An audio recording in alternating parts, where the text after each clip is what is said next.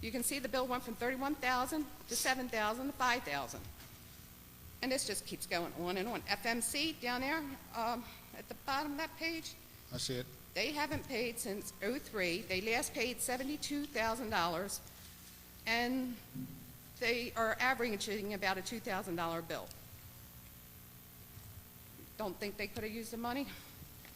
Now we get the schools I'll get into later that you'll see. What are these post-off box numbers on one of the pages here? That's where the bill gets mailed to. Okay. So not necessarily the resident, but to the... Right, okay. that's where the bill will get mailed to. And then there's a couple of the bills on the back of that that are the credits in question. And all this was public information you downloaded Off from the of website? internet, and printed off the internet. Yes, I did. So now if we go over to the fluctuation pages, All right, I've got that in front of us. we're going to start at the top, 824 Belvedere Avenue. I think that's Mr. Winfield's bill. It went from $63 to $372, and now it has been reduced, and he only has a current balance of $188. Why was it reduced? I'd like to know. Mine wasn't. Okay. And You can don't have just- my bill here, do you? Yes, I do. Where's- I found it. We'll get to it. Where's my bill? We'll get to it. It's there. How about Councilman Young? You have his bill too? I have his also. Okay. Yes, I do. All right. Oh, we have them all here. Okay, elections. Okay, we'll get to that. I also listen to the scanner when the meter men call in the water payments. I know they get the dispatcher upset so much because of trying to repeat this information to her, and she may not write fast enough. I used to be a dispatcher, and I used to just write down anything to come along the line. If my installers were making me mad, I just did anything. I didn't get any credits at all. If you go to 401 Holiday Street, we're still under fluctuations. Fluctuations? Okay. Should be. I don't want in to jump the pink. ahead. Should be in the pink, lighted up.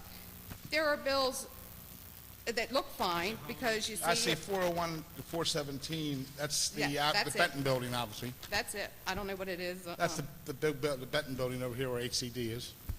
There's a lot of places that should be charged the minimum. This place looks like it could be charging the minimum, but from August 9th to November 9th, they got charged $2,400. Well, November 9th to May 10th, they only got charged $2,500. It really should have been double that because it was a 6-month period.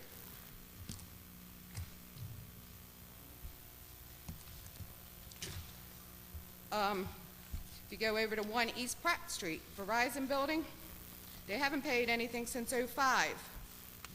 They were billed February 12th, '07, $33,000. The next month, February 12th through May 17th, they were not billed anything. The following month, May 17th through August 3rd, they were billed $250. And you can I'm see. going to allow, since you did all this study, I'm going to allow a little more latitude than we usually would allow testimony from the public. You've done a lot of research here, and I'm going to allow a little bit more latitude than you normally would allow the public. I'm Because, sorry, but no, I've worked hard to go you through did, here to get this done. you deserve credit for this. So I'm gonna allow a little bit more latitude. This is a immense document you put together here. But if you could be a little bit more concise, that'd be fine too. But I'm gonna allow you some latitude, Ms. Stewart. You go to Key Highway, they went from $55,000 to $1,000. 830 Pratt Street, Reginald Lewis Museum, went from $2,000 to $31,000. Now that was a 6-month period, but it doesn't double. It kind of more than doubles there.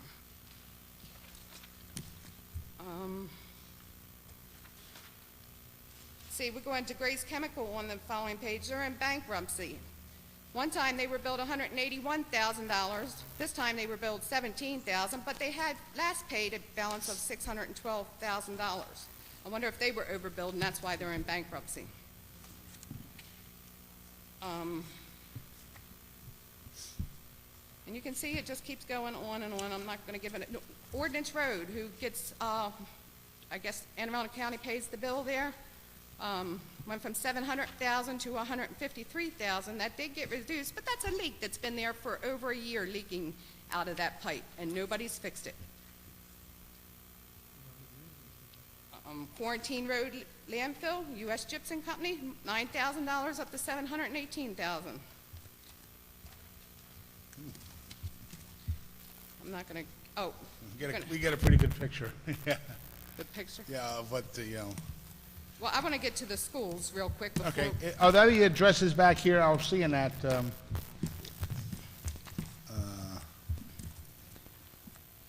Also, we can go on with Jill Carter, who had a water bill issue. We also know Frank Conway, who also reported he had a water bill issue, maybe because of our water heater. We don't know.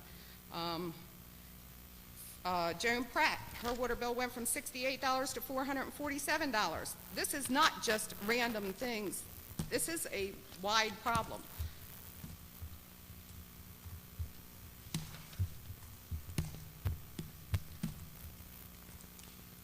Then we go to the schools with credits. are they still in the fluctuations part? No, that's another You're in paper. the, school was credits, okay. If you go Western had a $301,000 credit when I started checking this out. There was a couple other schools that had a couple credits. I don't know how long it was there, but I wrote to the Public Service Commission to tell them about my problem, who passed the letter my letter to George Winfield telling me that it was not their problem, that they're going to pass it along to him. Right after, if you notice the date of the letter from the Public Service Commission, it was February 20th. Is that in what packet, the schools or schools? Schools with credits. Schools with credit? The letter was dated February 20th. When I printed up the $3,000 credit on the water bill, it was dated 3/2. Winfield answered my problem and told me kind of to mind my own business, that it wasn't, he didn't have to talk about third-party water bills with me, which is fine, I understand that. But then shortly after that, on the next page, the credit comes off of there, and so does the other credits through the school. So how long were they there before something was actually done? There's also a couple schools, they are getting $50,000 in water bills. This is Southwestern here. They got a $57,000 water bill. It went down to $6,000, then it went back up to $47,000. Where's Southwestern? What's the address? 200 Font Hill. This is under schools. I know, I'm looking for, I see, 200 Font Hill, okay. They're due to close this year. They only had 182 students enrolled this year. That's a lot of water for 182 students to get charged about $100,000 for the school year.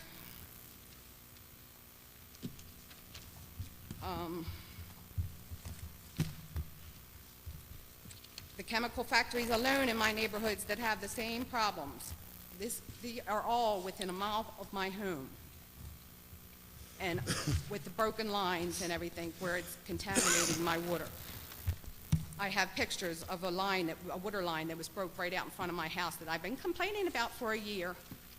It just didn't show the water coming up out of the street for a year. You go to the police and fire department, you can see 414 Charles Street. Their water bill, that's Maryland Fire Marshal, $312 to $5,000.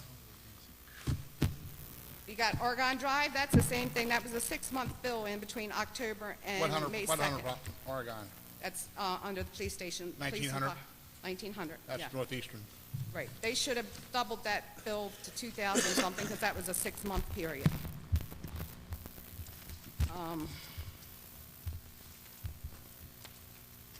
Some of the highlights of Curtis Bay, which is unbelievable, the amount of incorrect billings there. Why haven't they turned my water off if I owe the money? Why don't they, if I owe this money, they're going to sell my house at tax sale, but I still have running water. That doesn't make no sense. You can see there's $35,000 water bills in Curtis Bay, and I'd I like see to... you also have the TV stations here? I have some of them. They know. The Sun Paper also has the problem with theirs. If you go to Curtis Bay, this is kind of Curtis Bay highlights? No, this one just says Curtis Bay. Curtis Yeah, Bay highlights? The pink one, the next one. Okay. These are just some of the ones off the street of how the bills in my area fluctuate. These are residents? These are Some residential? of them are residents, some of them are businesses. Small businesses, okay. Right. But if you go to like CDOC Street, a bill goes to $53 to $700. Another one goes from $53 to $400. Another one goes from $53 to $500. Is there something wrong here? Because I'm not catching on to this. You can look at all this later, I'm sure you will. The minimums, they're not even billing the minimums right, because there is a minimum charge you get. It used to be $54 about last quarter. I'm not sure because of the bay tax that added on but if you look on Curtis Avenue, there's a bill from 1/4. This is the back of that page. A bill from 1/4 to 4/9. They got a bill for $26. The next place on Curtis Avenue got a bill from 1/4 to 4/9 for $27. The next place got a bill from 12/8 to 4/13, which is a longer period than the other two bills, but got a less of a charge. 36th Street. I don't have them listed. I didn't print their bills up.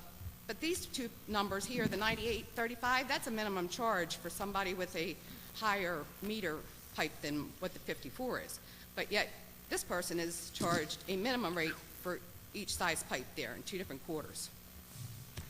You get a picture. We get a picture. Got the picture? Brooklyn Avenue. They got a $23,000 credit, or current balance. And you taken my home because of why? Because you're sure these bills are right? Yeah. Well, I'd like to ask you to wind down so we can get to the rest of the public. But what you've done here is amazing amount of research. Hate to see the bill for that research. Yeah, that's more than my water bill, I guarantee.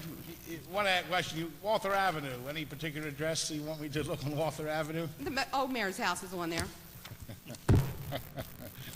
I see that. Ms. Stewart, right? Linda Stewart, you've done an amazing amount of research. Obviously, when we get to our friends with DPW, I don't think they'll have all the answers for you tonight, but I'm going to ask Mr. Winfield to work into some of the questions that she's raised here tonight concerning these addresses. Obviously, Ms. Stewart took weeks, I would imagine. I took a year. I started this back a year ago. A year ago? I can believe it. This type of research is something even our friends on CityStat on the 6th floor would be proud of. We might have a future working for CityStat with this type of information that you have waded through, really, and highlighted. But I'm going to ask Director Winfield for his staff to not respond right now when time to come, but we're going to need to get back a detailed report back to the committee that we're going to have to get back to Ms. Stewart on some of the issues that she's raised, in particular addresses that she's raised. Ms. Stewart, I want to thank you. You deserve a lot of credit, and the admiration of all of us. I know that Councilman Young and I are quite amazed of the preparation that you have done here to present your testimony. Terry Stewart, do you wish to be a hard act to follow? Did you want to?